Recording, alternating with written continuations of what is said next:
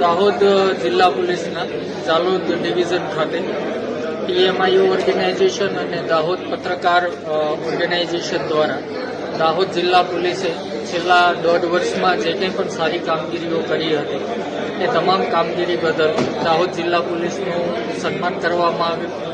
આ ઉપરાંત પોલીસ, પ્રજા અને પ્રેસ શું રિલેશન છે, શું જવાબદારી છે અને કઈ રીતે ભારતને શ્રેષ્ઠ બનાવી શકાય આ સાથે મળીને એ બાબતે વિચાર ગોષ્ઠી પણ કરવામાં આવેલ હતી।